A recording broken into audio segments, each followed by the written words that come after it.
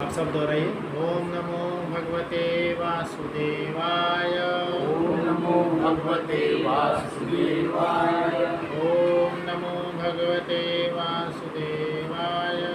ओम नमो भगवते वासुदेवाय। ओम नमो भगवते वासुदेवाय। ओम नमो भगवते वासुदेवाय। कृष्णाय वासुदेवाय। कृष्णाय वासुदेवाय। देवकीनंदनाय च। देवकीनंदनाय च। नंदगोपकुमाराय। नंदगोपकुमाराय। गोविंदाय नमो नमः। गोविंदाय नमो नमः। हरे कृष्ण। परम भगवान श्री कृष्ण के दिव्य उपदेश श्रीमद् भगवद गीता के दूसरे अध्याय में हम लोग अभी हैं। भगवद गीता के महात्म्य में कहा जाता है कि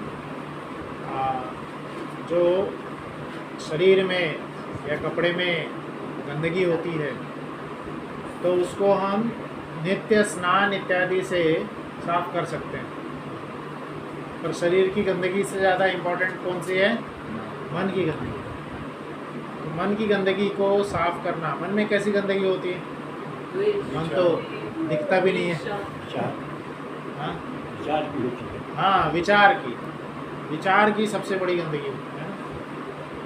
जैसे आप सिंपल बाहर आएंगे, बाहर देखेंगे, अरे यहाँ साइकिल रखा हुआ है, यही सोचते रह जाएंगे साइकिल किसकी होगी, ये कौन सी मॉडल की साइकिल है, ये कौन सी मॉडल की गाड़ी है, इसके पीछे पे ये नहीं है, ये कौन से कलर की साइकिल है ना। हमारा मन इतना पागल है, कुछ भी सोचते रह जाता है, कुछ भी सोचता है। एक बार एक कथा में सुन रहा था, वो बता रहे थे कि उन्होंने एक बार एक बूढ़े व्यक्ति को एक जगह पे बैठे हुए देखे, अपने घर से वो बैठे हुए थे। तो उनसे पूछा कि क्या कर रहे हैं आप? तो वो बता रहे थे कि अपने घर पे बैठ करके, उनसे पूछा दिन भर में आप क्या करते हैं? तो उनका घर जो है मतलब बाहर रोड फेसिंग है। बाहर रोड ऐसा है कि ब्रिज है, वहाँ पे एक छोटा सा ब्रिज है, जैसे कैनाल जाता है आजकल, कैनाल नाला जैसा, तो नाला जैसा है, छोटा हल्का ब्रिज है। और फिर वो दोनों साइड के रोड को कनेक्ट करता है, वही उनको फेस करता हुआ उनकी बालकनी से वही दिखता है। तो उनसे पूछे थे आप क्या करते दिन भर? तो उन्हें कुछ नहीं, बालकनी में बैठ के देखते रहता दिन भर, बाहर देखते रहते। तो क्या देखते रहते? तो बहुत अच्छा लगा था मुझे, मतलब अच्छा ये अजीब लगा था।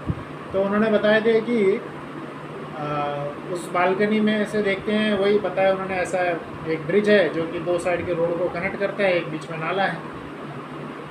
तो उसको क्यों देखते रहते, ये कौन सी देखने की चीज़ है?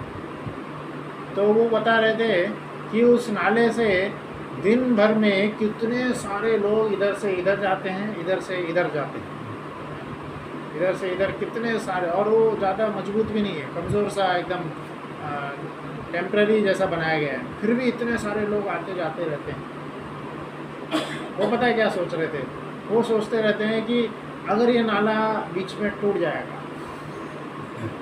कुछ हो जाएगा नाला को, तो क्या होगा, कितने लोग गिरेंगे, कैसे लोग इधर से उधर जाएंगे, ये वो दिन भर सोचते रहते हैं। तो हमारे मन में अनेकों कुछ भी फालतू विचार आते रहते हैं। आप जा रहे होंगे, किसी भी व्यक्ति ने अगर किसी आपके बारे में कुछ बुरा भला बोल दिया, मन में एकदम बैठ रह जाएगा, है ना। और वो दिन भर हम उसके बारे में सोचते रहेंगे, हफ्ते भर तक सोचते रहेंगे उसके बारे में। तो ऐसे कई सारे मन में गंदगी बहुत सारी आती रहती है, बहुत भरते रहता है।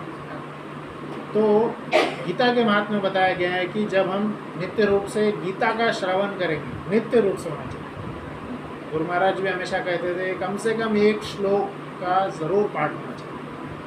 अगर नहीं आता है पाठ करना, पढ़ने नहीं आता, तो खोल के कम से कम देखो। कम से कम साउथ इंडिया में एक ब्राह्मण का वर्णन आता है जो कि उनके गुरुदेव ने बोले थे कि नित्य भगवद गीता का पाठ करें। उनको पढ़ना लिखना नहीं आता था।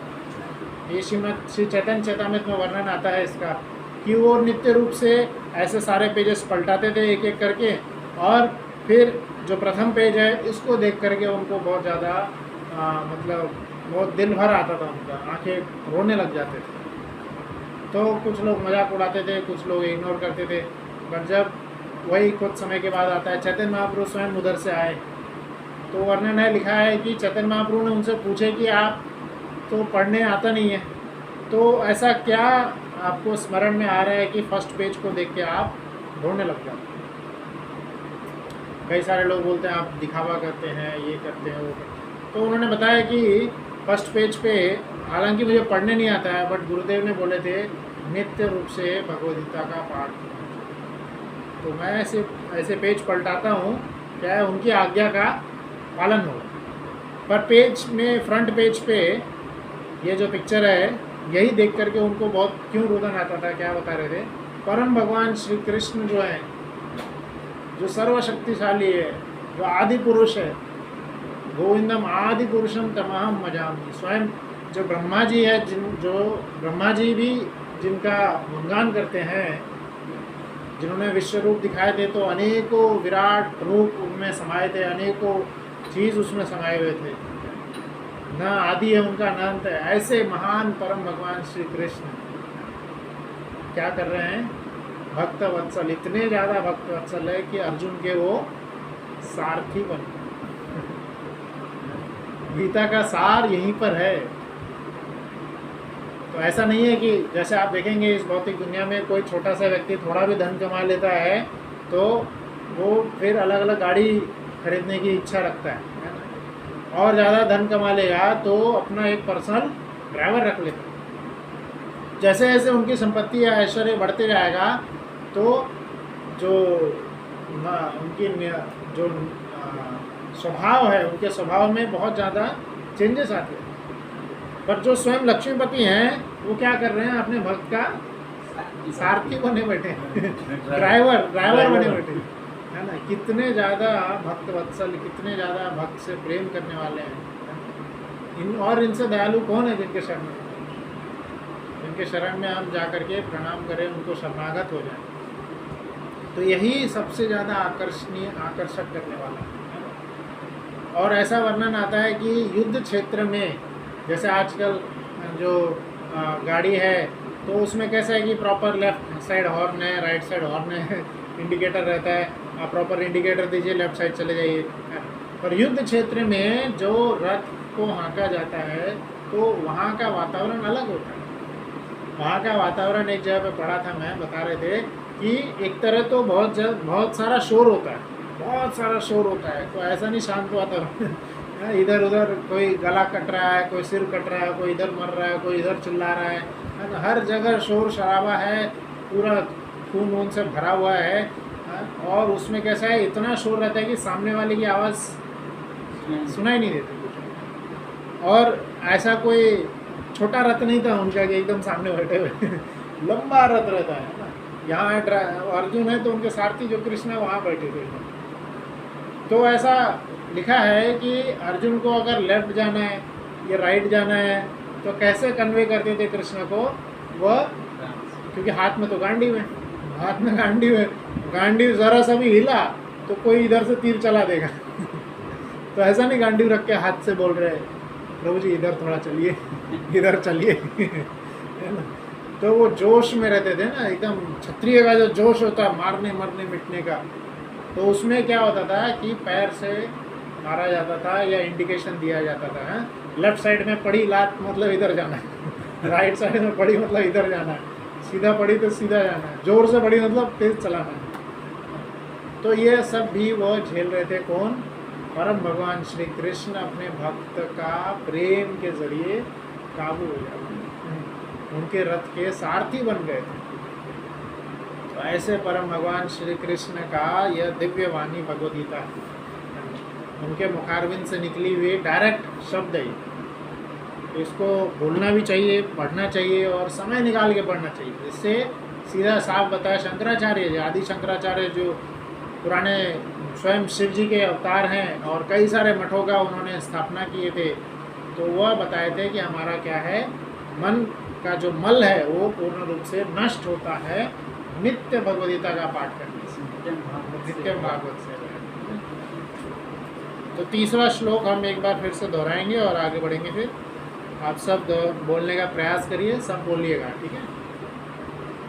देहि नित्यम अवधेयः देहि नित्यम् अवधेयः अयं देहे सर्वस्य भारत अयं देहि सर्वस्य भारत तस्मात् सर्वाणि भूतानि तस्मात् सर्वाणि भूतानि न त्वं शोचितुमर्हसि। न त्वं शोचितुम् अर्हसि। तो भगवद्गीता में टोटल 18 अध्याय 700 श्लोक है। एटलीस्ट इतना तो याद रहना चाहिए, 18 अध्याय 700 श्लोक। अब इस दूसरे अध्याय में पूरे गीता का सार दिया हुआ। प्रथम अध्याय में अर्जुन ने कुछ प्रश्न पूछे थे, 5 प्रश्न थे। तो उसमें जो मुख्य प्रथम प्रश्न था कि उनको करुणा हो रही थी, कृपावश वो देख रहे थे कि सामने में इतने सारे उनके रिलेटिव्स हैं, तो उनको कैसे मारे। तो करुणावश हम भी किसी ऐसे परिस्थिति में फंस जाते हैं जहाँ पे हम करुणावश कुछ निर्णय नहीं ले पाते हैं। सही निर्णय में, सही और गलत में चूज़ करना तो आसान है ना, पर गलत और गलत में जो कम गलत है उसको चूज़ करना थोड़ा मुश्किल हो जाता है। तो अर्जुन को यहाँ पे कृष्ण बता रहे हैं, सबसे पहला जो डाउट वो क्लियर कर रहे हैं, रिलेटिव से का जो रिलेटेड उनका डाउट था, संबंधियों को कैसे मारें, संबंधियों के अगेंस्ट में कैसे जाएं, है ना। हमारे संबंधी अगर कुछ गलत कर रहे हैं तो उनके अगेंस्ट में हम कैसे जाएं। तो यहाँ पे क्लियर बता रहे हैं कि जो आत्मा और शरीर का उन्होंने कृष्ण ने क्या बताया, भेद बताया। सबसे पहले हमें समझना है आत्मा और शरीर का भेद, जिसके ज़रिए हम समझते हैं जितने भी हमारे रिलेटिव्स या संबंधी जो होते हैं सिर्फ क्या होते हैं, कुछ पलों के लिए, टेम्परेरी। हाँ, टेम्परेरी होते हैं, क्योंकि किसी भी आत्मा का सफ़र जो है अनंत काल तक है, अनंत काल तक है, बहुत लंबा सफ़र है। और कुछ समय के लिए इस शरीर में रुके, इस शरीर में कुछ समय के लिए रुके। जैसे अभी आज कावड़ यात्रा चल रही है, तो कावड़ी सब जो है इतने दूर दूर से चल के आ रहे हैं और आगे इतना दूर तक जाएंगे। फिर बीच में क्या होता है, कुछ देर के लिए एक जगह पे विश्राम कर लेते हैं। तो वहाँ पे लेट जाते हैं, सो जाते हैं, मस्त खाना पीना सब होता है, उन्हें खा पी लेते हैं। तो ऐसा नहीं वहीं पे सब कुछ बसा लेंगे घर वर वहीं पे सब कुछ सेटल हो जाएंगे, हैं, ज़मीन वमीन देख के पूरा, ऐसा नहीं है। कुछ पल के लिए रुके, खाए पिए, विश्राम किए, थके और फिर आगे बढ़े। तो बस ऐसा ही जो है मनुष्य जीवन बताया जा रहा है, कुछ पल के लिए इस शरीर में है, बिना आसक्ति के आगे बढ़े। अटैचमेंट होगा बट आसक्ति नहीं रखना। इस श्लोक में भी क्या बता रहे हैं, हे भरतवंशी, शरीर में रहने वाले को क्या बताया जा रहा है, देही। जैसे कार चलाने वाले को बोलते हैं कार वाला तो यहाँ पे कृष्ण जो है हम सभी मनुष्यों को, कहीं ऐसा नहीं लिखा है कि हिंदू को बुला रहे हैं या मुस्लिम को बुला रहे हैं, क्रिश्चियन को बुला रहे हैं, कहीं ऐसा है हर मनुष्य के लिए, मनुष्य तो छोड़ो, हर देही के लिए, जो भी देह में रह रहा है, देह में रहने वाले हर देही के लिए कृष्ण यह संदेश दे रहे हैं। किसी भी प्रकार का विभाजन नहीं है, न ही किसी जात का, न ही किसी शरीर का, मनुष्य शरीर में पुरुष जात, स्त्री, किसी भी वंश का, किसी भी स्त्री का, किसी भी जात का, हर मनुष्य हर देह के लिए बता रहे हैं। तो यह ज़रूर हमें ध्यान रखना चाहिए, यह सनातन धर्म का ज्ञान है ना। आत्मा का भगवान से क्या संबंध है वो ज्ञान, ऐसा नहीं है कि हिंदू का है, मुस्लिम का है, डिवाइड करना कहीं सिखाया नहीं, कुछ है ही नहीं इसमें। तो किसी प्रकार की गलत धारणा नहीं रखते। तो हर देही को क्या बोल रहे हैं, शरीर में रहने वाले का कभी भी वध नहीं किया जा सकता, अतः तुम्हें किसी भी जीव के लिए शोक करने की कोई आवश्यकता नहीं, किसी भी जीव के लिए शोक करने की आवश्यकता नहीं। अर्जुन को क्या भय था, अर्जुन अपने पितामह गुरु द्रोणाचार्य इन सब के लिए शोक कर रहे थे। तो यहाँ पे उसी से संबंधित बता रहे हैं, किसी भी जीव के लिए शोक करने की आवश्यकता नहीं है, क्योंकि किसी भी शरीर में जिसको जो रह रहा है उसका वध नहीं किया जाता। कुछ पल के लिए आपके साथ रहेंगे, जो भी बातचीत होगी, वार्तालाप होगा, उसके बाद वो दूसरे शरीर में चला जाएगा।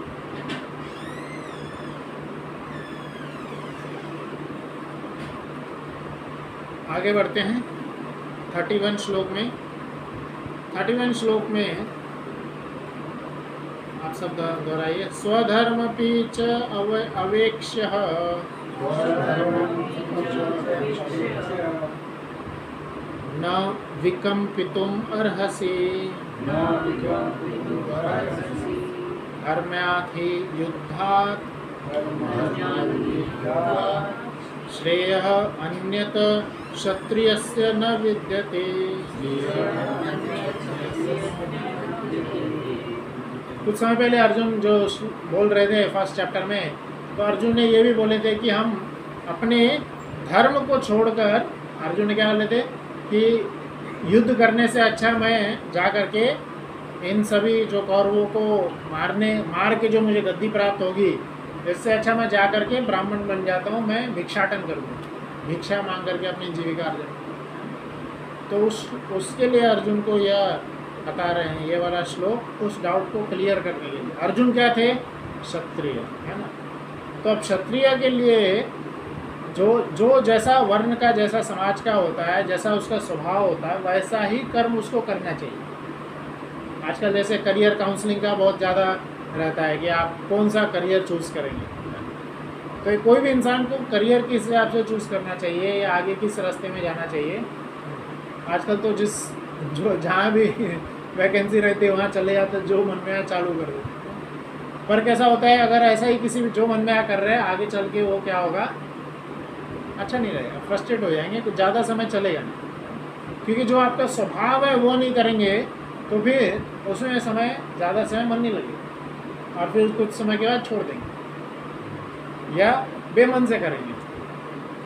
तो अर्जुन क्षत्रिय स्वभाव के थे, वो जाते भिक्षाटन करने के लिए। पहले घर ने भीख नहीं दिया, ठीक है चलो दूसरे घर ने नहीं दिया तो भी मान लेते, तीसरे ने नहीं दिया तो फिर क्या होता है, क्षत्रिय का एकदम गुस्सा भड़क जाता है वहीं पे तलवार निकाल देते, हो जाता है भीख कैसे नहीं दोगे। होते हैं ऐसे कई सारे। जैसे कोई ऐसे नॉर्मल हम देखते हैं जो अभी जैसे आपके सोसाइटी में इलेक्शन होते रहते हैं, तो जो क्षत्रिय स्वभाव के होते हैं उनको अगर बोलेंगे आप जा के घर जगह में वोट मांगिए, कुछ समय तक हाथ जोड़ के मांगेंगे, दे दो, अच्छे से बातचीत करेंगे उसके बाद में उनका अंदर से फलने लगता है ना, जो फिर या उधर प्रदर्शित नहीं करेंगे तो कभी आगे चल के जब उनको मौका मिलेगा तब पूरा बदला निकालेंगे।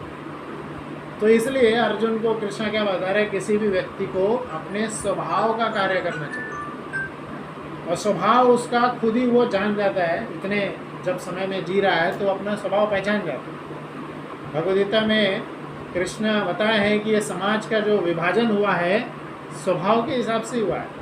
आगे चल के चौथे अध्याय में बताएंगे चतुर्वर्ण न्यायशिष्टम गुण कर्म विभाग, 4 वर्ण बताए गए हैं, ब्राह्मण क्षत्रिय वैश्य शूद्र, है ना। तो एक होता है थिंकिंग क्लास पीपल, जो अलग अलग आइडियोलॉजी निकालते हैं, अलग अलग बिजनेस के आइडियाज़ निकालते हैं, जॉब करते हैं या बिजनेस अलग अलग चीज़ें सोचते रहते, क्रिएटिव आइडियाज़। तो ये एक तरह से ब्राह्मण मतलब समझा जाता है। और जो हमेशा एग्रेसिव मूड में रहते हैं या जो लड़ाई मूड में रहते हैं, जो रजोगुण से भरे हुए होते हैं बेसिकली, वो क्षत्रिय में जाते हैं। और जो ज़्यादा बिजनेस माइंडेड रहते हैं, हमेशा हर जगह से प्रॉफिट निकालना जानते हैं, वो क्या है, वैश्य कहलाते हैं। तो एक आदमी था, वह उसकी बहुत सारी संपत्ति थी, बहुत धन संपत्ति था उसका। तो इतना धन संपत्ति था पर उनका अपने धन संपत्ति से बहुत ज़्यादा क्या था, अटैचमेंट। वो अपने पुत्र, जो उनके बच्चे थे और उनका परिवार था, उनसे बहुत मांगने के बाद में थोड़ा थोड़ा वो दे देते थे, ज़्यादा नहीं देते थे। तो उनके सारे बच्चे लोग ये सोचते रहते थे कब इनको विरक्ति आएगी, इतने बूढ़े हो गए कब इनको विरक्ति आएगी, कब ये अपने जो धर्मार्थ काम में जाएंगे, है ना, वे मोक्ष के राह पे जाएंगे। तो उन्होंने क्या किए, एक साधु को हायर किए, साधु को पैसे दिए, बोले कि आप इनको थोड़ा तीर्थाटन करा के लाइए, जितने भी तीर्थ है भारत में हम आपको जितना पैसे चाहिए उतना हम आपको देंगे, जितने भी भारत में तीर्थ है सब घुमा के लाइए, एक भी तीर्थ छोड़िएगा नहीं, आपको पूरा समय है, कोई समय की पाबंदी नहीं है कि भाई 1 महीने में आना, 1 साल में आना, 10 साल में, जब तक आना है आओ नहीं भी आओगे चलेगा, घुमाते रहना बाहर ही। तो वो गए और मेन उद्देश्य क्या बोले, इनको इनके अंदर पूर्ण रूप से इतना इनको कथा सुनाओ, जो करना कराओ, घुमाओ इधर उधर, इनके अंदर विरक्ति आनी चाहिए। तो बेसिकली उनका जो है कपड़े और अन्य चीज़ों का व्यापार था। तो अलग अलग जगह पे गए और जहाँ भी वो तीर्थ स्थल पे जा रहे थे, हाँ, वो हर जगह कुछ न तो कुछ जो है व्यापार से ही संबंधित बात करते रहते थे। जो ये साधु उनके साथ गए थे, इनका भी मन बदलने लग गया था। इनका भी मन जो है थोड़ा व्यापारी जैसा होने लग गया था। हाँ, किधर पैसे बचाएं, किधर कैसे पैसे डालें, ये सब का भाव आने लगा। फिर कई जगह पे वृंदावन, मथुरा, द्वारका, कई जगह पे भ्रमण करने के बाद में अंत में वो काशी में आते हैं। काशी स्थल पे आए, कहीं भी उनको कुछ विरक्ति का भाव नहीं आया, उल्टा और अलग अलग बिजनेस आइडियाज़ उनके मन में आते जा रहे थे, है ना। रोज़ वो सेक्रेटरी को फ़ोन करके बोल रहे थे, अरे हम इस चीज़ का बिज़नेस चालू कर सकते हैं, हम इस चीज़ का चालू कर सकते हैं। तो फिर अंत में जब काशी में आए और फिर वहाँ पे शाम का समय में पहुँचे थे, वहाँ पे थोड़ा भोजन ग्रहण किए, वहाँ पे अपने वहाँ पे जल स्नान किए, शाम का संध्या वंदन किए। और उस समय एक जगह पे तट पे बैठे थे, वहाँ पे देख रहे थे कई सारे जो है मुर्दा आ रहे थे और उनको जलाया जा रहा था। काशी में जलाया जाता है शरीर को। तो वो देखे कि उनको जो साधु था वो देख रहा था कि अब ये जो बिजनेसमैन जैसे थे, जिनको लेकर के आए थे तीर्थाटन करने के लिए, वो अब इन शरीर को जलते हुए देख करके इनके आंखों में अश्रु आ गए, रोने लगे। इनको लगा कि अब कुछ तो विरक्ति आ रही है। तो इनको और बताने लगे शरीर के बारे में, हाँ शरीर यही अंतिम गति होती है, यही सब होता है। तो अब आपको इन सबको देख के क्या लग रहा है, ऐसा पूछे उन्होंने। तो उन्होंने बोले कि अरे मैं कितना ज़्यादा मूर्ख हूँ, मैंने इतना साल गवा दिया, मैं अपने पूरे ज़िंदगी के इतने सारे लम्हे पे पछता आ रहा हूँ। इनको लगा कि सही में अब बहुत अच्छा विरक्त भाव आ रहा है। तो बोले क्या पछतावा आ रहा है आपके अंदर, बताइए थोड़ा हम भी जाने। तो वो बता रहे थे कि मैंने जीवन भर कपड़े का व्यापार किया है, पर यहाँ पे मैं देख रहा हूँ यहाँ पे लकड़ी की डिमांड बहुत ज़्यादा है।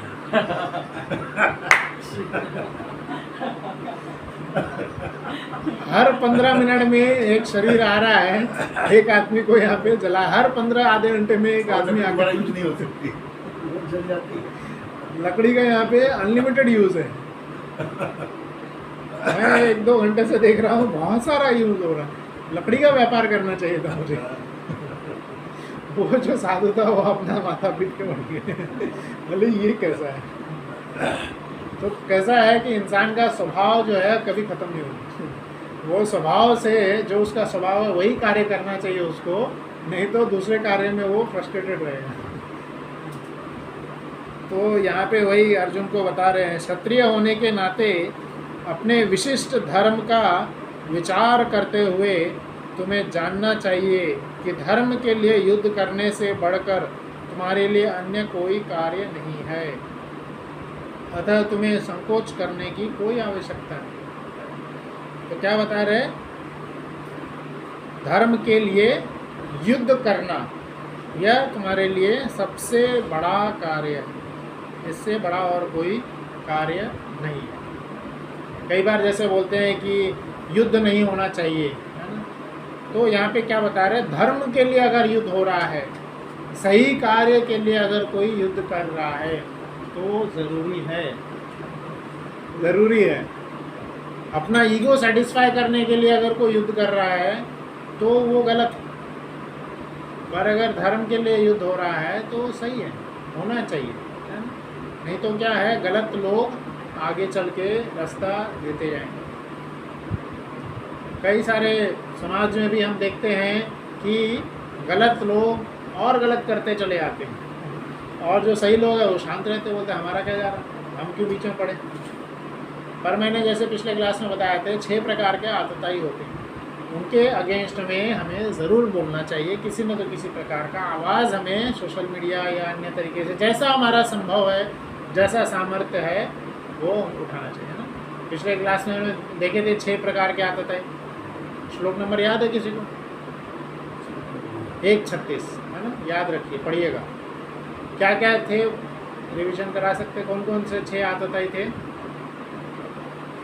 दूसरों का धन हरण हाँ, करने वाले, धन हड़पने वाले, हाँ, दूसरे की स्त्री को, या तो तीसरा एक और है, दूसरे की ज़मीन को, फिर जहर देने वाले, और किसी प्रकार का हत्या करने वाले ना। तो ये सब जो अगर कर रहे हैं तो इनके अगेंस्ट में आवाज़ उठाना चाहिए।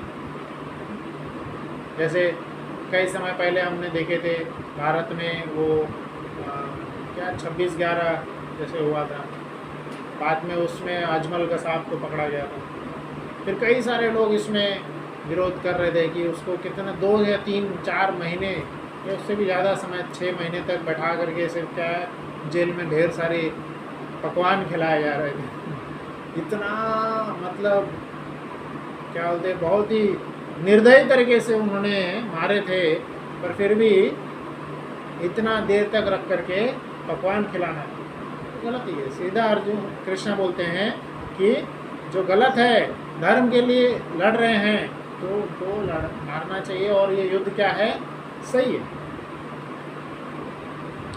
हम अगर कंफ्यूज हैं कि क्या ये सही है गलत है, तो आप विचार विमर्श करें, जो धर्म को जानते हैं, सीनियर हैं, उनसे एक बार पूछ लें, और जो सही है उनके अगेंस्ट ज़रूर लड़ना चाहिए। ज़रूर अपना जितना भी सामर्थ्य है अपना आवाज़ उठाना चाहिए। नहीं तो जैसे शास्त्र में हम इसमें महाभारत में ही देख सकते हैं कि जो भीष्म पितामह हैं, इतने शास्त्र के ज्ञाता थे, इतने भगवान के स्वयं इतने उत्तम कोटि के भक्त थे, वो महाजन में से गिना जाता है भीष्म पितामह को, पर फिर भी उनको अंतिम में जो शीर सैया दी गई थी, जो तलवार की सैया दी गई थी, तो उसका भी कारण उनमें से एक बताया जाता है कि जब द्रौपदी का अपमान हो रहा था वो शांत हुआ।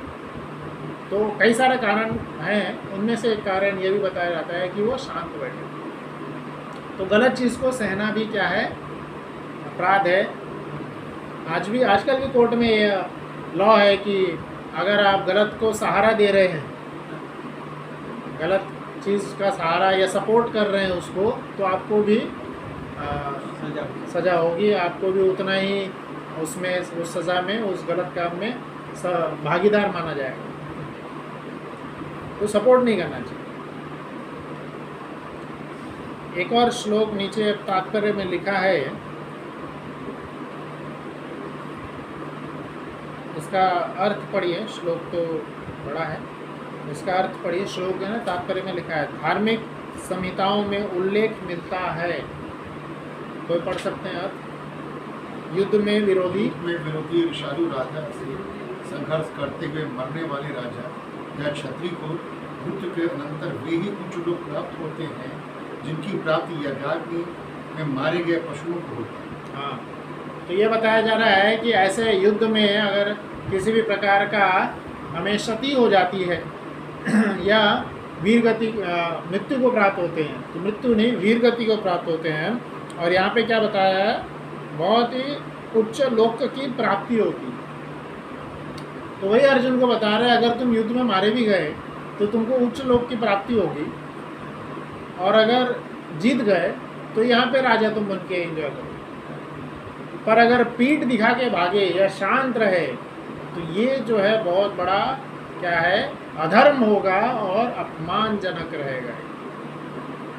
तो पीठ दिखा के भागना, या तो 4 वर्ण के हिसाब से चीज़ें बताई जाती हैं, 4 वर्ण के हिसाब से। जैसे अगर कहाँ किसी जगह पे गलत हो रहा है, किसी जगह पे कुछ गलत हो रहा है, तो ब्राह्मण स्वभाव के जो व्यक्ति अपने आप को ब्राह्मण स्वभाव के मानते हैं, तो वह आवाज़ उठाएंगे। अलग अलग जो तरीके हैं, जो सोशल मीडिया आजकल है, या कि आप किसी लॉयर को जानते हैं तो उसके ज़रिए कुछ आवाज़ उठाइए, कुछ करिए, तो उसके ज़रिए आप उस गलत को ठीक करिए। क्षत्रिय हैं तो खुद ही लड़के ठीक कर लीजिए, या वैश्य हैं तो किसी को पैसे दे करके उसका सही करवाइए, और शूद्र हैं तो उसको जा करके, मतलब ऐसा स्वभाव है तो उसको जा करके वहाँ पे मेहनत करके उसको ठीक करा सकते हैं। अलग अलग चीज़ बताई गई है। इवन अपमान भी अगर कहीं पे हो रहा है तो अलग अलग चीज़ वहाँ पे भी बताई गई है। कि अगर आप नहीं समझ सकते हैं तो वो जगह ही छोड़ दीजिए, दूसरी जगह वहाँ से निकल जाइए। अगर आपके पास शब्द है तो उसका प्रतिकार करिए, उसको बोलिए, सही क्या चीज़ है बताइए, और क्षत्रिय स्वभाव के हैं तो उसका वहीं पे जीभ काट दीजिए। यह सब भी बताया गया, तो यह सब शास्त्र में बताया गया। नहीं तो बेस्ट है कि आप उस जगह से निकल जाएं, पर यह गलत चीज़ ना हम देखना चाहिए, ना ही हमें उसको प्रमोट करना चाहिए।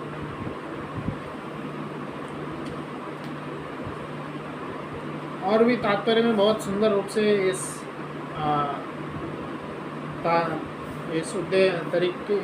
टॉपिक को समझाया गया है। तात्पर्य के लास्ट पैराग्राफ को हम देखेंगे।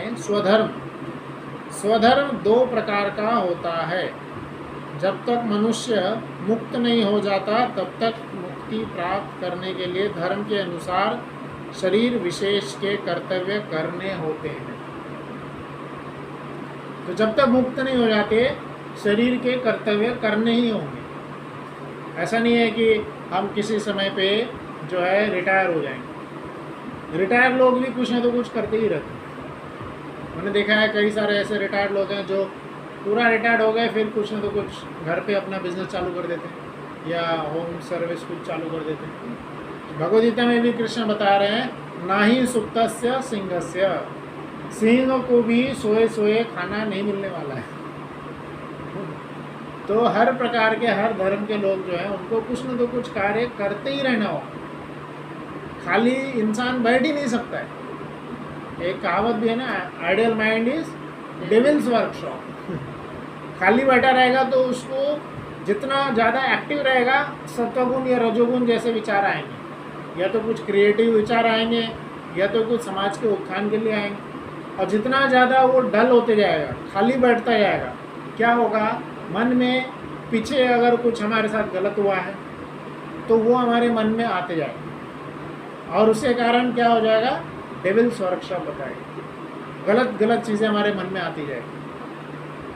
आपको पता है जो वर्ल्ड ट्रेड टावर जो गिराया गया था अमेरिका में, है ना, ओसामा बिन लादेन बहुत ज़्यादा बड़ा टेररिस्ट था वो। और वो टेररिस्ट जब मारे गए, या उनकी मैंने ये बायोग्राफी जैसे पढ़ी थी, तो वो कौन थे पता है, सिविल इंजीनियर के टॉपर थे। अपने इंस्टीट्यूट के बेस्ट सिविल इंजीनियर थे। तो इतने ज़्यादा पढ़े लिखे होने के बावजूद भी कुछ गलत अगर जीवन में हुआ है, या अगर उन्होंने कुछ गलत होते हुए देखे हैं, तो वह मन में क्या होता है, बैठ जाता है। और फिर वही बुद्धि जो समाज के क्रिएशन के लिए मिली थी वो डिस्ट्रक्शन की ओर चली जाती है। आजकल जैसे साइबर क्राइम सब हो रहे हैं, ये कोई बेवकूफ़ पढ़ा अनपढ़ थोड़ी लोग कर रहे हैं, सब अच्छे पढ़े लिखे लोग हैं। वो इस क्राइम की ओर जा रहे हैं। तो क्या है, यहाँ पे क्लियर संदेश जाता है कि स्वधर्म से हट करके लोग कर रहे हैं। जब तक मनुष्य मुक्त नहीं हो जाता किसी भी प्रकार का कार्य वो करते ही रहेगा। तो इसलिए क्रिएटिव वर्क में लगना चाहिए, नहीं तो डिस्ट्रक्टिव वर्क आएगा ही आएगा। और जब वह मुक्त हो जाता है तो उसका विशेष कर्तव्य या स्वधर्म आध्यात्मिक हो जाता है। तो यहाँ पे बता रहे जब वो मुक्त हो जाता है, अर्थात जो वो पूर्ण रूप से भगवतमय हो जाता है। तो पहला मैंने केस बताया, जब कोई भी व्यक्ति ऐसे खाली बैठे हैं और वो भक्ति में नहीं है, तो वो क्या करेगा, किसी प्रकार का या क्रिएटिव वर्क करेगा या डिस्ट्रक्टिव वर्क करेगा समाज में। और अगर वही कोई व्यक्ति अगर भक्ति में है ना, जैसे शिल प्रभुपाद जी थे, तो शिल प्रभुपाद जी जो हैं उनका बहुत सुंदर जीवनी आती है। आप कभी शिल प्रभुपाद जी की जीवनी का यूट्यूब पे भी बहुत सुंदर वीडियो सब है, वो देखेगा। तो 70 साल की उम्र में प्रभुपाद जी क्या किए थे, अमेरिका में जाके प्रचार किए थे उन्होंने। और क्या लेके गए थे, ऐसा वर्णन आता है सिर्फ 40 रुपये लेके गए थे, और यह श्रीमद् भागवतम और भगवद गीता लेके गए थे। भगवद गीता और भागवतम लेकर के 70 साल की उम्र में प्रभुपाद जी विश्व भर में प्रचार किए, हर जगह गीता भागवत का संदेश दिए। और जो अंग्रेज विश्व जो बताया जाता है कि अंग्रेजों के मेन स्ट्रीट पे, इंग्लैंड में जा कर के मेन स्ट्रीट पे वहाँ पे रथ यात्रा चालू कर दी। तो वहाँ पे हेडलाइंस थी न्यूज़पेपर की कि जो रथ यात्रा हम इंडिया में नहीं रोक पाए, वो रथ यात्रा अभी इंग्लैंड में चालू हो गई। तो आज भी रथ यात्रा होती रहती है। अभी भी कुछ समय पहले विवाद हो रहा था रथ यात्रा पे, आपने सुने होंगे न्यूज़ वगैरह में, है ना। तो विवाद ये था कि वो उड़ीसा के राजा जो थे बोल रहे थे उसी समय रथ यात्रा होनी चाहिए जब तिथि है। तो इंडिया में तो वैसे उसी समय के अराउंड होता है, पर विदेश में पॉसिबल नहीं होता। वेदर कंडीशंस अलग अलग होते हैं, पॉलिटिकल कंडीशंस अलग अलग होते हैं। तो प्रभुपाद जी की कृपा से जगन्नाथ जी पूरे विश्व भर में गए और हर जगह, हर कंट्री में रथ यात्रा होती है। इवन पाकिस्तान में भी रथ यात्रा हुई है, अफगानिस्तान में भी रथ यात्रा हुई है, दुबई जैसे कंट्री में होती है। दुबई में जहाँ पे बिल्कुल बाहर प्रचार करना मना है, चाइना में भी प्रचार करना मना है, कम्युनिस्ट कंट्री है ये सब, तो उसमें भी प्रचार होता है। उधर क्या नियम होता है कि आप बाहर प्रचार, जैसे हमने कल यहाँ पे बाहर हरिनाम किए थे, तो बाहर हरिनाम नहीं होता, जैसे घर में हो रहा है, घर में आप जो करना करते रहिए, ऐसा वहाँ नियम। तो कई सारे कंट्रीज़ में भी, इवन कट्टर मुस्लिमवाद कंट्री में भी गीता भागवत का प्रचार हो रहा है। और ये कैसे हुआ? एक व्यक्ति जो भक्ति में आगे बढ़े हुए थे, उन्होंने यह संकल्प लेके चले कि हम सभी को भक्ति के रस में लगाएंगे और सभी को कृष्ण का प्रेम देंगे। तो जब भी हमें संभव हो, चैतन्य महाप्रभु स्वयं बोले हैं, जारे दाखो तारे कहो कृष्ण उपदेश। जब जैसे भी जिससे भी मिलो कृष्ण उपदेश बोलो, क्योंकि बोलने के लिए बहुत कुछ है। ऐसी बात बोलते फालतू की चीज़ें बोलते रह जाएंगे, हमारा जीवन व्यर्थ होगा और कुछ नहीं होगा। दो प्रकार की पक्षी या क्या बोलते हैं, कीड़े का वर्णन बताया गया है। दो प्रकार के कीड़े भागवतम में ही आता है। तो एक है मक्खी और दूसरा है मधुमक्खी। तो दोनों में डिफरेंस बता सकते हैं? भाव जो है, बोलिए। हाँ, तो मक्खी आप देखेंगे एकदम फूलों से भरी हुई गार्डन में भी वो क्या ढूंढेगी, कहाँ पे वो कीचड़ है, कहाँ पे वो पॉटी है, गंदगी है, वहाँ जाके गंदे सड़े हुए चीज़ जहाँ पे जाके मक्खी बैठेगी। और वही मधुमक्खी एकदम गया हुआ कीचड़ वाला जगह भी रहेगा ना, मधुमक्खी ढूंढेगी कहाँ पे फूल है, फूल के पास जा कर के बैठेगी और वहाँ पे रस का आस्वादन करेगी। तो इसलिए अब हमें अब इन दोनों से सीखना चाहिए कि हमें मक्खी वाला स्वभाव अपनाना है कि मधुमक्खी वाला। प्रभुपाद जी एकदम ऐसे जगह पे जा कर के प्रचार किए, है ना, जहाँ पे कुछ नहीं एग्जिस्ट करता था, जहाँ पे कोई कृष्ण को जानता भी नहीं था। और ये कोई बहाना नहीं था उनके पास कि भाई हमारे पास समय नहीं है, ये नहीं है। ऐसा नहीं है, 70 साल की उम्र के बाद उन्होंने, पहले भी करते रहे थे, जीवन भर किए, भारत में सफल ही नहीं हो पाए, क्योंकि यहाँ पे हर दूसरा व्यक्ति क्या बोलता है कि हमें सब पता है। हमें सब पता है, सभी गीता भागवत हमने भी पढ़े हुए। तो इसलिए प्रभुपाद जी फिर पिज़्ज़ा का टेक्नोलॉजी लगाए थे। पिज़्ज़ा जानते हैं, सब लोग खाते ही हैं पिज़्ज़ा। तो ज़्यादातर क्या है, ये इटालियन पिज़्ज़ा फेमस होता है। तो ये एक ऐसा लॉजिक है कि पहले के समय में अमेरिका में युद्ध हो रहा था। पिज़्ज़ा किसने डिस्कवर किया पता है? एक अमेरिकन आदमी ने ही डिस्कवर किया। तो ये अमेरिका में उस समय युद्ध हो रहा था। तो उस समय वो जो यहाँ पे अमेरिका में रह रहे थे, वो पिज़्ज़ा बेचने का थोड़ा घर पे ही काम करते थे, कुछ उनका चलता नहीं था उनका। फिर वो इटली में गए, इटली या कई सारे कंट्रीज़ में गए, फाइनली इटली में रुके और इटली में जा कर के उन्होंने वही बिज़नेस फिर से वहाँ चालू की, पिज़्ज़ा बनाने का। पिज़्ज़ा बनाए और फिर चालू किए बांटना, और वहाँ पे वो बहुत फेमस होता था, क्योंकि वहाँ पे थोड़ा लो इनकम ग्रुप था, और फिर धीरे धीरे उन सब में फेमस हो गया, और धीरे धीरे करके हाई इनकम ग्रुप में भी फेमस हो गए, और सब लोग पिज़्ज़ा खाने लग गए। और फिर वही बिजनेस मॉडल उठा करके वो अमेरिका में लेकर गया, जहाँ से गए थे वापस उठा के वहीं लाए, पर अब किस ब्रांड से लाए कि दूसरे कंट्रीज़ में फेमस है, इसलिए यहाँ पे भी चलने लगा। तो प्रभुपाद जी ने भी वही सोचे, वही लॉजिक लगाए कि जो भक्ति का फिलॉसफी, जो भगवदगीता, जो भागवत का ज्ञान यहीं से जन्मा है, यहीं पे आया है, यहीं पे सुखदेव गोस्वामी ने यहाँ पे दिए हैं, पर यहाँ उसकी कोई वैल्यू नहीं, कोई ज़्यादा उतना हो उसका उतना उसको समझ नहीं रहा है। प्रभुपाद जी ने बोले ठीक है, इसको बाहर जाके पहले प्रचार करते हैं, क्योंकि ज़्यादातर सब लोग सिर्फ वेस्टर्न चीज़ों को अपनाने में, वेस्टर्न आइडियाज़, वेस्टर्न लॉजिक, ये सब को अपनाने में लगे रहते हैं, है ना, वेस्टर्न चीज़ों को अपनाएं। तो प्रभुपाद जी ने यही गीता का ज्ञान जा करके वेस्टर्न में इतना फेमस करा दिए, हर जगह कैसा भी व्यक्ति हो, हर जगह आप देखें, कोई भी कंट्री का नाम ले लीजिए, वहाँ पे मंदिर खुल गया और धीरे धीरे हर जगह वहाँ पे प्रचार हो रहा है, हरे कृष्ण महामंत्र का जाप हो रहा है। कैसे कैसे लोग, कितने गंदे स्वभाव के लोग भी हरे कृष्ण महामंत्र का जाप कर रहे हैं और गीता भागवत पढ़ रहे हैं, और फिर उन लोगों को फिर यहाँ लेकर के आए और इंडिया में फिर वही भगवद गीता सब लोग पढ़ने लगे। क्यों? अरे वो लोग पढ़ रहे हैं, कुछ तो खास होगा इसमें, जबकि पहले से यहाँ पर ही था।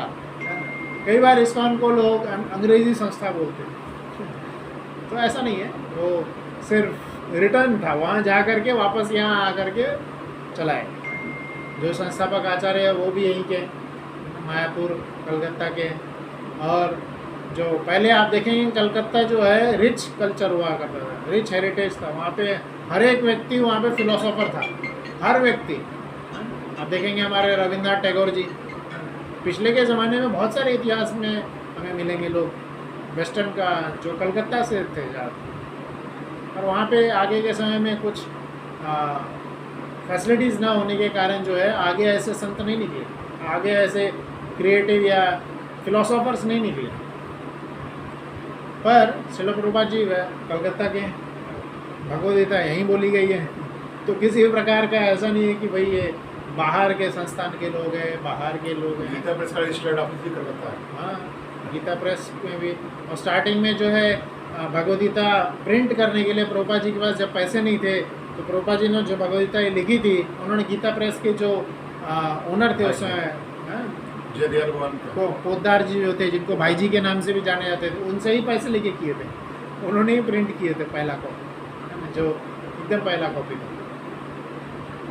तो इस प्रकार से हमें गीता का पाठ श्रवण ज़रूर नित्य रूप से करना चाहिए, और किसी भी प्रकार से हमें इसको अलग चीज़ नहीं मानना।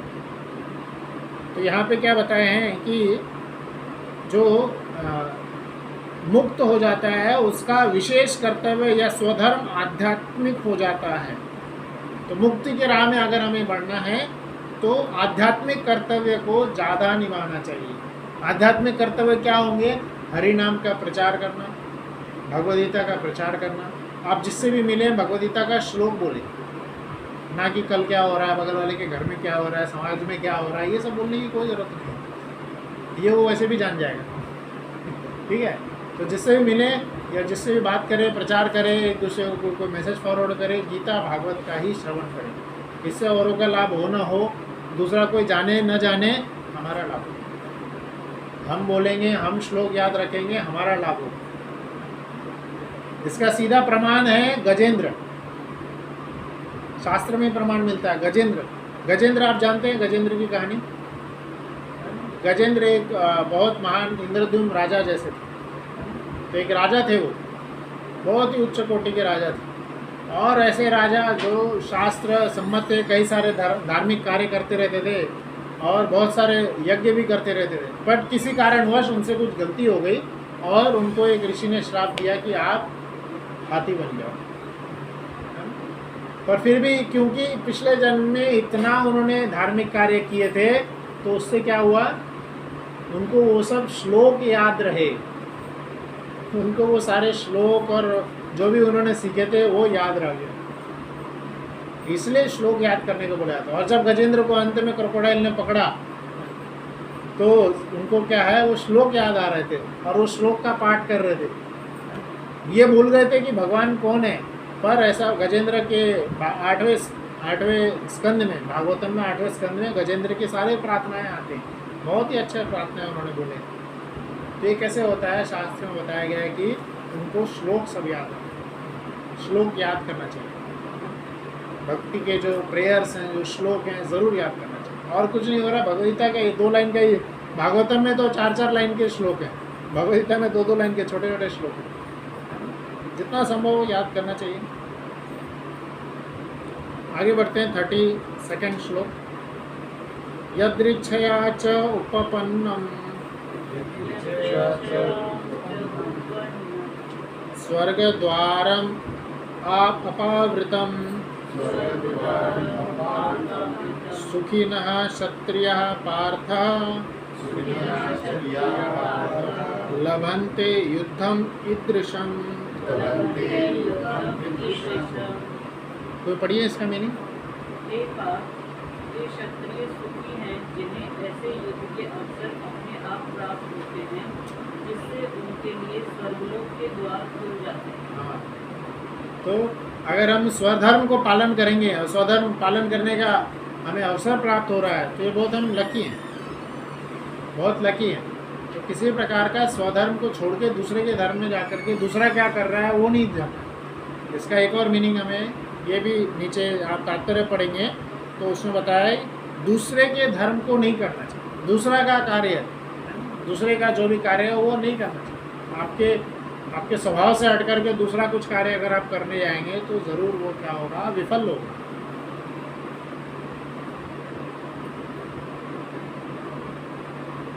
देखिए नीचे एक श्लोक है तात्पर्य में, उसमें लिखा है क्षत्रिय का धर्म है कि वह सभी क्लेशों से नागरिकों की रक्षा करे, इसलिए उसे शांति तथा व्यवस्था बनाए रखने के लिए हिंसा करनी पड़ती है। अतः उसे शत्रु राजाओं के सैनिकों को जीतकर धर्मपूर्वक संसार पर राज्य करना चाहिए। तो कई बार हम देखते हैं कि हाँ, जैसे पुलिस वाले होते हैं, जैसे अभी कावड़ चल रहा है तो हर जगह पुलिस वाले पूरा बना के रखे हुए हैं और इवन कोई अगर क्रॉस करके जा रहा है उसको कई बार दे भी देते हैं।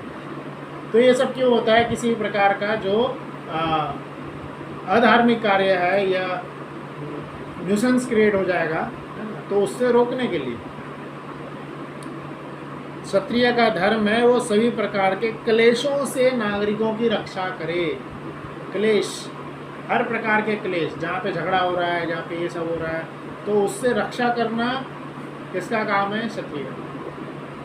और ब्राह्मण का काम है कि ऐसे जो क्लेश मन में आते हैं उस स्वभाव को वैसी शिक्षा देना कि वह स्वभाव न आए।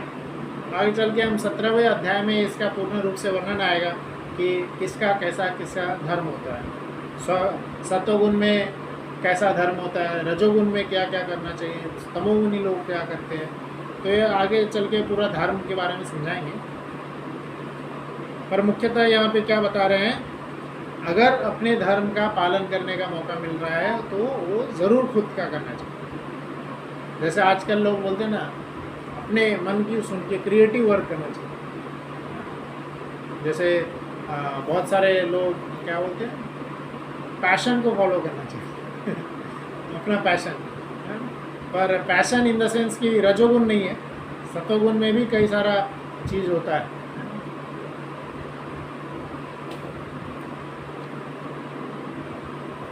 आगे पढ़ेंगे 33 श्लोक। अतः चित्वम इमं धर्म्यः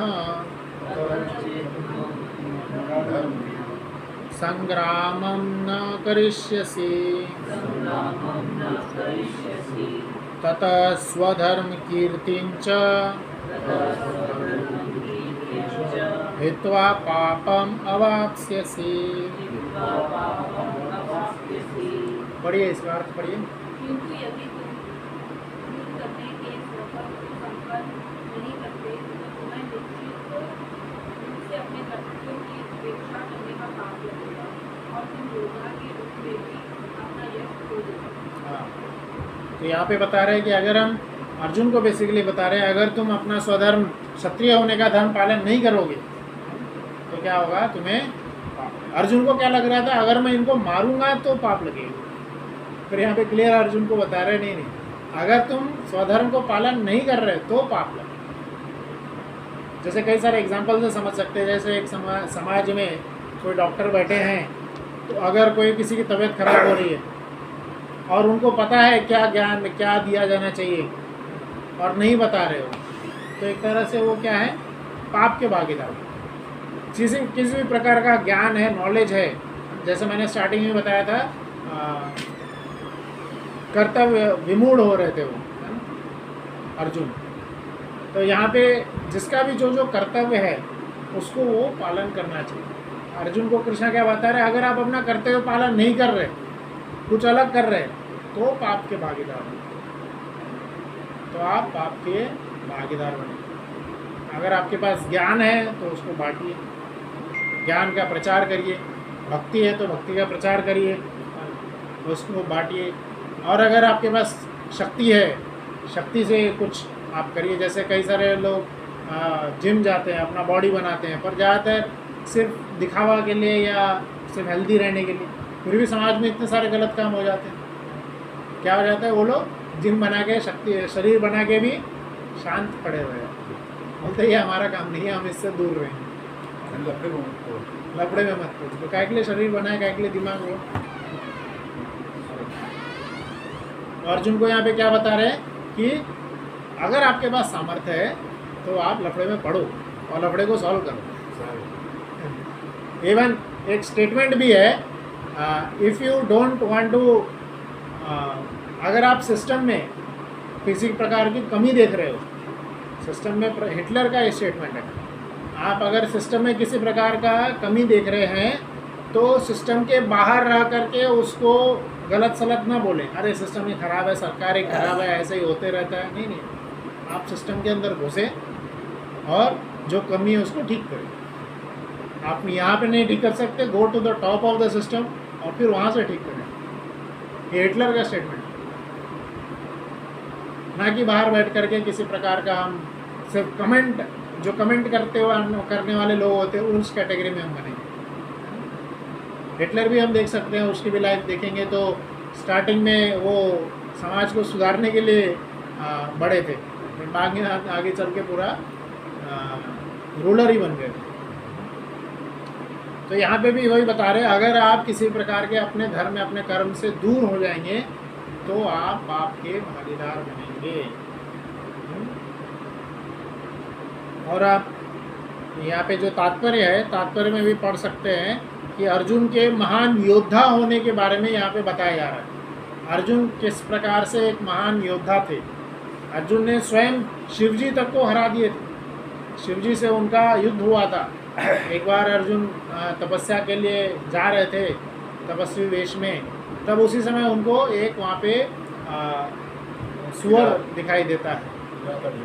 हाँ, हाँ, तो उसमें अर्जुन, क्योंकि उस समय उस क्या है, जो जंगल में रहने वाले थे उस वेश में थे और उनको बेसिकली यज्ञ में समर्पित करना था। एक यज्ञ के लिए उनको एक जानवर चाहिए था, तो उनको एक जानवर दिखा और उस समय उन्होंने जैसे ही दिखा उन्होंने उस पर तीर चला दिया और वो जंगली सुअर था। जंगली सुअर का हत्या एक तरह, फिर कोई लोग शास्त्र के ऊपर उंगली उठाते हैं कि अरे हत्या कर दी।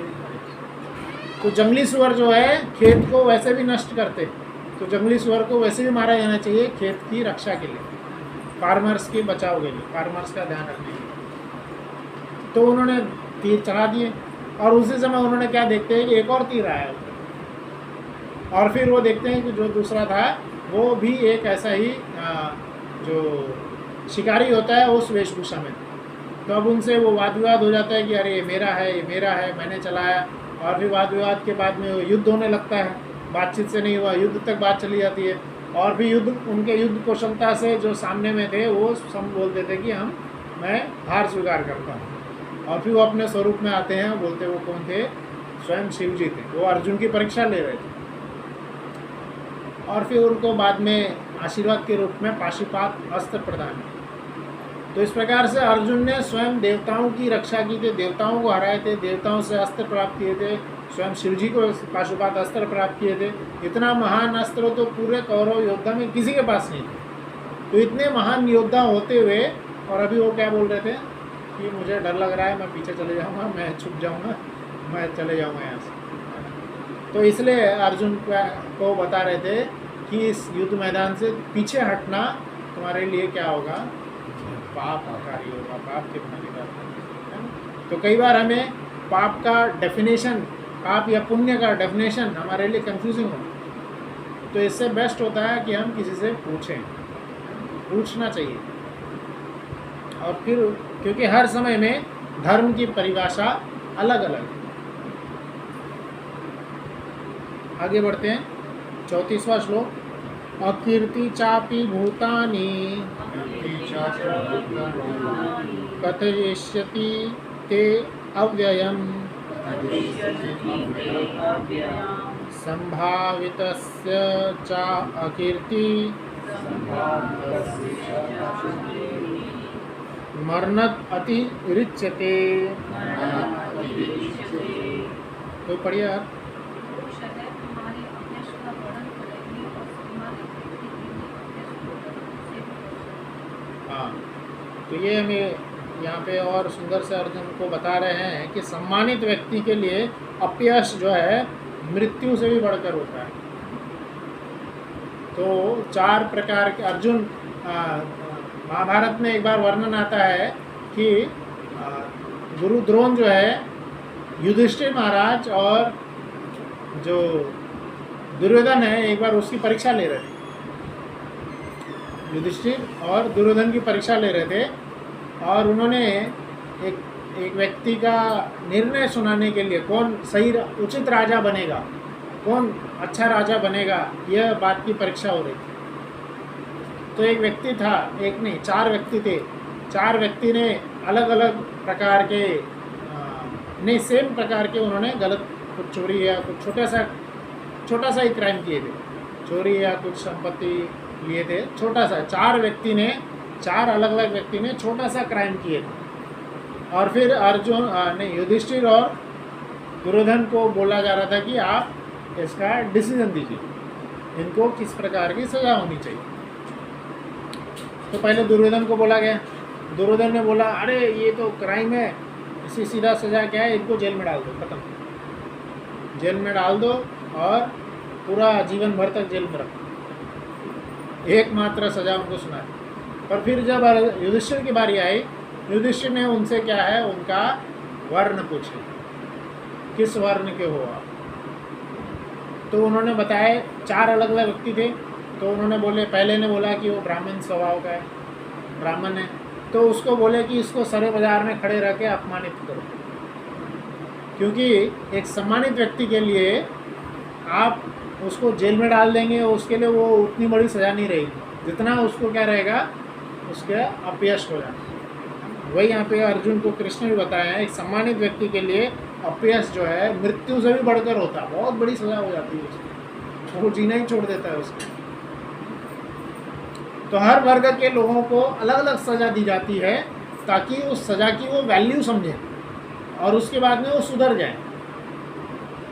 ज़्यादातर कारागृह में क्या होता है, हर व्यक्ति जा कर के और बिगड़ जाता है, सभी को एक ही तरह की सजा, एक ही तरह की सज़ा सबको मिलेगी तो क्या होगा।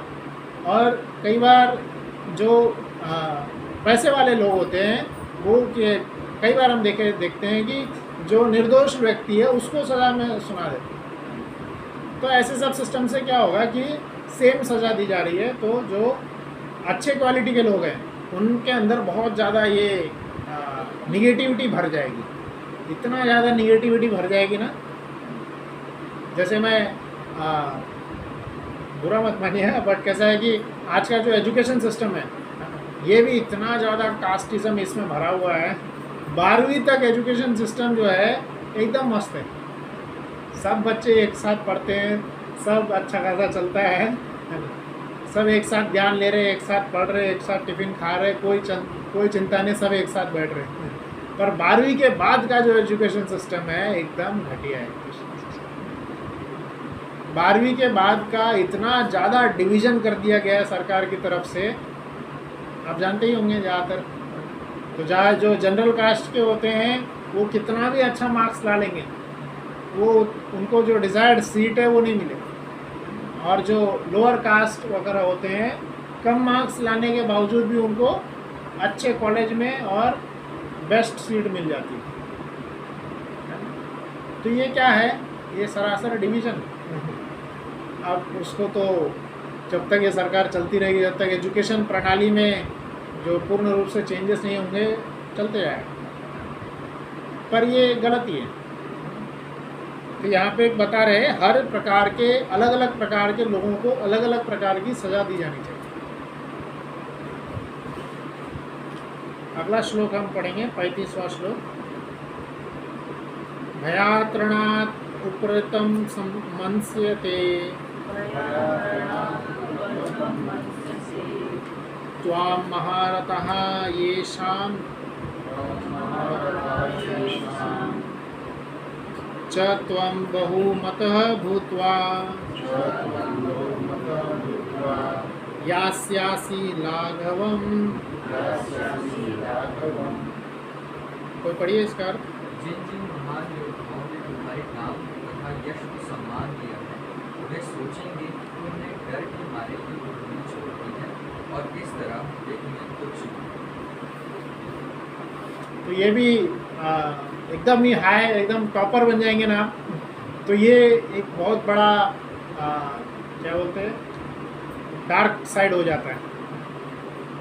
कई सारे जो स्टूडेंट लाइन में मैं जानता हूँ, क्योंकि मैं कई जगह समय से टीचर भी हूँ, पढ़ाता भी हूँ बच्चों को, है ना। तो आप देखेंगे कोटा में या ऐसे एजुकेशन लाइन में कई बार बच्चे क्या है सुसाइड कर लेते हैं, इवन बड़े भी सुसाइड कर लेते हैं। क्यों?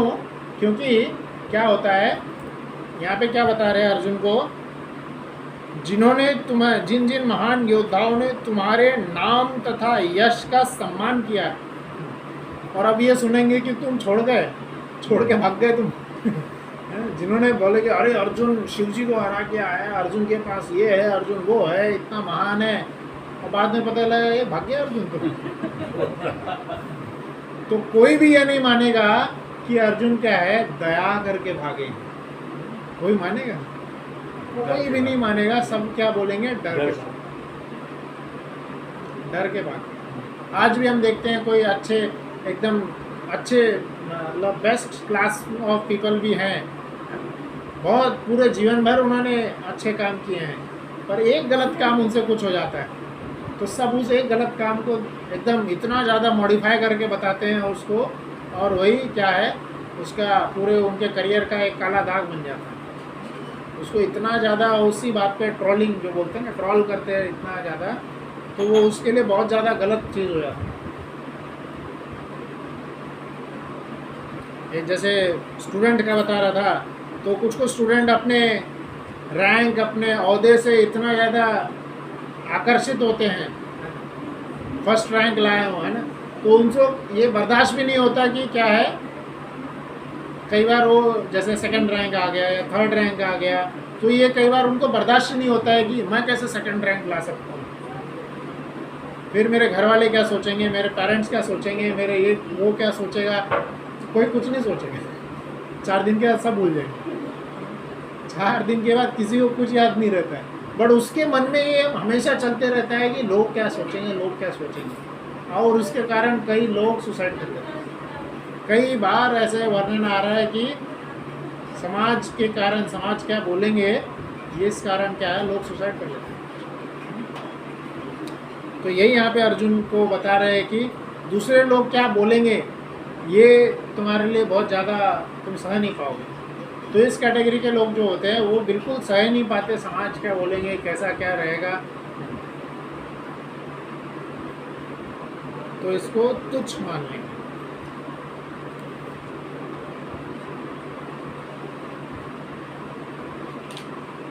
ये पूरा जो है श्रृंखला जो है कर्म का श्रृंखला चल रहा है, कर्म के बारे में कृष्णा बता रहे हैं। तो 1-2 श्लोक और लेंगे, आप दोहराइए। अवाच वादांच बहून् वदिष्यति तव अहितः निंदतः तव सामर्थ्यं ततः दुःखतरं तु किम्। पढ़िए इसका अर्थ पढ़िए। हमारे शत्रु अनेक प्रकार के कटु शब्दों से तुम्हारा वर्णन करेंगे और तुम्हारी सामर्थ्य का उपहास करेंगे। तुम्हारे लिए इससे दुखदायक और क्या हो सकता है। तो हम आज के समाज में भी देख सकते हैं, अगर कोई बेस्ट टॉपर है, अगर सेकंड रैंक भी आ गया, थर्ड रैंक आ गया, है ना, तो ये नहीं कोई बोलेगा कि अरे ठीक है सेकंड रैंक है, अच्छी बात है, कोई बड़ी बात नहीं है, सेकंड रैंक पढ़ाई। ज़्यादातर लोग क्या है कमेंट करेंगे उसके बारे में गलत ही बोलेंगे।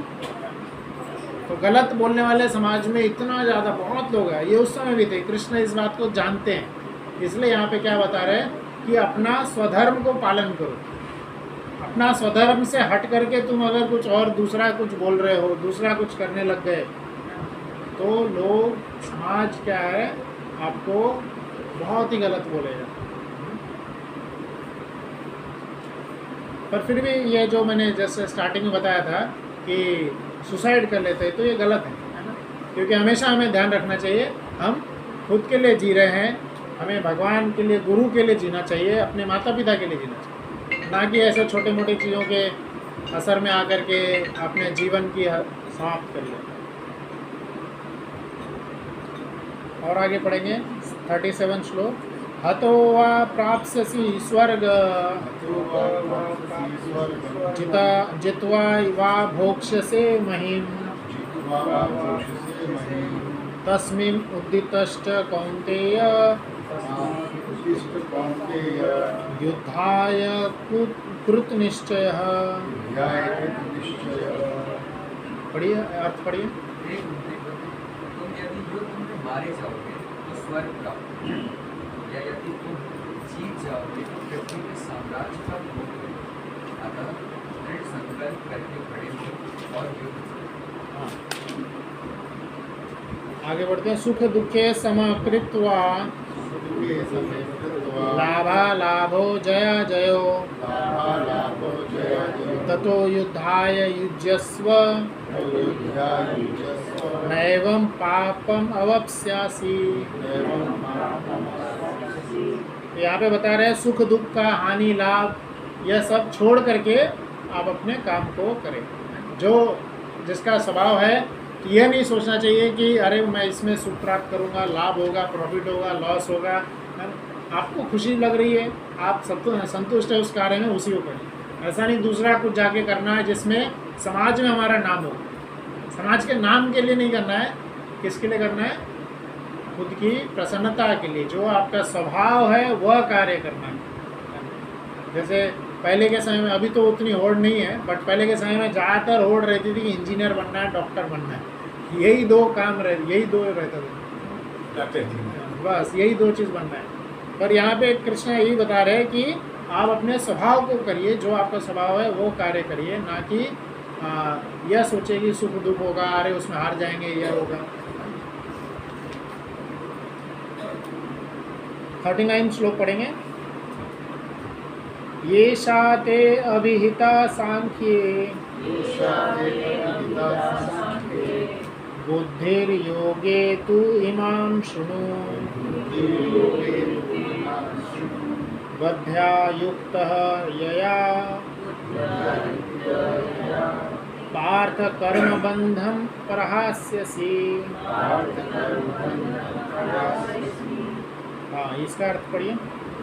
यहाँ मैंने वैशेषिक अध्ययन सांख्य द्वारा इस ज्ञान का वर्णन किया। अब निष्काम भाव से कर्म करना बता रहा हूँ, उसे सुनो। हे पृथा पुत्र, तुम यदि ऐसे ज्ञान से कर्म करोगे तो तुम कर्मों के बंधन से अपने को मुक्त कर सकते। तो अभी तक मैं क्या बता रहे हैं? एक तरह से सांख्य योग बताया था, सांख्य योग का वर्णन किया। सांख्य योग सबको समझ में आया। सांख्य योग के जरिए शरीर और आत्मा का भेद बताया, और उसके बाद में कर्म के बारे में बताया। अर्जुन को अभी कृष्ण क्या बता रहे हैं? अभी तक मैंने तुम्हें सांख्य के बारे में बताया और कर्म के बारे में बताया, और अभी अगले श्लोक से, मतलब 40 नंबर श्लोक से क्या बताएंगे कि यदि तुम ऐसे ज्ञान से कर्म करोगे तो तुम कर्मों के बंधन से अपने आप को मुक्त हो जाओगे। तो जैसे अभी बताया कि जिसका जो स्वधर्म है वो कार्य करना चाहिए। तो अब यहाँ पे सीधा मन में डाउट आएगा कि अगर कोई व्यक्ति स्वधर्म हट करके दूसरा का कार्य कर रहा है, तो अपना स्वधर्म नहीं कर रहा है, तो किस किस प्रकार के कर्म बंधन लगेंगे। कर्म के कई सारे बंधन भी लगते चले जाते हैं। कोई भी व्यक्ति कोई भी कार्य कर रहा है तो उससे रिलेटेड उसको कर्म लगेगा, लगता ही है कर्म। जैसे कोई मेडिकल फील्ड में है या कोई इंजीनियरिंग फील्ड में है या किसी भी फील्ड में है, जिस भी प्रकार का गलत कार्य करेगा कर्म बंधन तो लगेगा ही, गलत कार्य का सजा मिलेगा। तो अर्जुन यहाँ पे प्रश्न यह जानना चाहते हैं, आप ऐसे कर्म के बारे में बताइए जो हमें कर्म करने पे भी बंधन न लगे। 3 प्रकार के यहाँ पे भगवद गीता में कार्य बताया गया, ये इतना बड़ा जो तात्पर्य लिखा है ना इसमें बताया। तो 3 प्रकार के कर्म होते हैं और इसके बाद में 40वां श्लोक बोलकर हम एंड करेंगे। तो यह 3 प्रकार के जो कर्म होते हैं, यह हम इंट्रोडक्शन यहाँ पे बताया जा रहा है। तो पहला क्या होता है, सकाम कर्म, सकाम कर्म, फिर उसके बाद होता है विकर्म, फिर उसके बाद आता है अकर्म। तो सकाम कर्म क्या है, जब हम कुछ कर्म कर रहे हैं तो उसके फल की इच्छा रखते हुए कर्म करना, हाँ मुझे वो फल मिलेगा या मैं किसी प्रकार का मुझे प्रॉफिट होगा, इसलिए वो कर्म कर रहे हैं, तो प्रॉफिट की इच्छा रखते हुए कर्म करना, तो ये सकाम कर्म हो। दूसरा बताया गया है विकर्म, विकर्म नहीं करना चाहिए। विकर्म अर्थात जो हमें बिल्कुल हमारे लिए निषेध है, गलत कार्य जैसे जो बताया जाता है अधार्मिक कार्य, यह विकर्म हो गया। और अकर्म है तीसरा, अकर्म जो बताया गया है वह कृष्ण यहाँ पे आगे चल के इसको एक तरह से प्रमोट करेंगे। क्या है अकर्म, अपने स्वधर्म को पालन करना और उसमें कैसा पालन करना, जैसे अभी बताए थे सुख दुख प्रॉफिट लॉस ये सब को हटाते हुए, ये सब के बारे में ना सोचते हुए, अंत रिजल्ट क्या होगा यह न सोचते हुए आपका धर्म है आप उसको पालन करें, आप वैसा कार्य करें, बाकी कैसा रिजल्ट आएगा वो कृष्ण देखेंगे। जैसे कोई विद्यार्थी है तो उसका धर्म है पढ़ाई करना, एकदम जी जान से फुल मेहनत लगा के वो पढ़ाई करेगी, अभी उसके पढ़े वाले क्वेश्चन आएंगे एग्जाम में, वो कृष्ण का रोल है वो कृष्ण का रोल, वो पाठ कृष्ण करेंगे। तो इसलिए कर्म भी करना चाहिए और साथ ही में एक और चीज़ जो अभी इस 40वें श्लोक में भगवान बताएंगे, क्योंकि यहाँ से एक लॉजिक क्या निकल जाएगा, सिर्फ हम सिर्फ कर्म करते रहते हैं, पूजा पाठ की क्या ज़रूरत है, हम पूजा पाठ नहीं करेंगे, हम अपना काम कर रहे हैं। आगे चल के एक श्लोक आएगा कर्माण्येवाधिकारस्ते मा फलेषु कदाचन, तो उसके पहले ही कृष्ण ये वाला श्लोक बता रहे हैं 40वें श्लोक में, जिसमें बता रहे हैं, आप सब लोग दोहराइए 40वें श्लोक, नेहा विक्रमण स्वस्ति प्रत्यावायो न विद्यते स्वल्पमपि धर्मस्य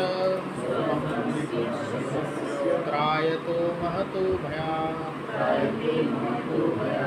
तो जैसे बताया कोई अगर कर्म कर रहे हैं, इसका अर्थ पढ़िए कोई, इस प्रयास में ना तो हानि होती है ना ही नाश, अपितु इस पथ पर दी गई अल्प घटती हुई महान कैसे रक्षा कर सकते। हाँ, तो अगर कर्म ही लोग बोलते हैं ना हम सिर्फ कर्म करते रहेंगे, भक्ति करने की क्या ज़रूरत है, पूजा पाठ करने की क्या ज़रूरत है, तो यहाँ पे बता रहे प्रयास पूजा जो है भक्ति के राह में भी हमें ज़्यादा नहीं, स्वल्पम अपि धर्मस्य, स्वल्पम अभी कहा गया है, स्वल्प, ज़्यादातर जो लोग कृष्ण को भी पता है अपने काम में ही लगे रहेंगे जीवात्मा, पर क्या बता रहे हैं स्वल्प, थोड़ा थोड़ा धर्म के कार्य में भी आगे बढ़ते रहना चाहिए। इससे क्या होगा, त्रायतो महतो भयात्, बड़े बड़े विपदाओं से हम बच जाएंगे, बड़े बड़े विपदाओं से बच जाएंगे।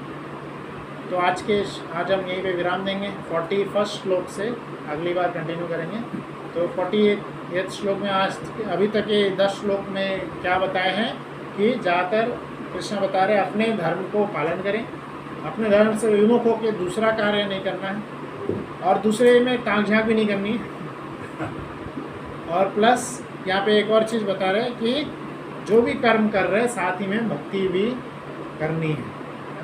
क्यों, यह जो छोटा छोटा भक्ति करते आएंगे इसमें तो कोई लॉस तो है नहीं, और प्लस यह आपको त्रायतो महतो भया, बड़े बड़े भय से आपकी रक्षा करें। तो भगवद गीता का जो है असीम ज्ञान है, अनंत, इसमें इसको बोला जा सकता है, पर समय की पाबंदी है। तो भगवद गीता का एक जो फाइनल हमेशा हमें ध्यान रखना चाहिए, फाइनल ज्ञान क्या है, आगे चल के 18वें अध्याय में फाइनल बताएंगे कृष्ण, जो कि हम हर बार पालन करते हैं। क्या है भगवद गीता में कृष्ण बताएंगे अंत में, मन मना भव मद भक्तो मद्याजी माम नमस्कुरु। मन से भगवान का स्मरण करना है, उनमें ही लगे रहना, उनका नाम जप करना है। तो यही गीता का एक तरह से सार है। किसी का कोई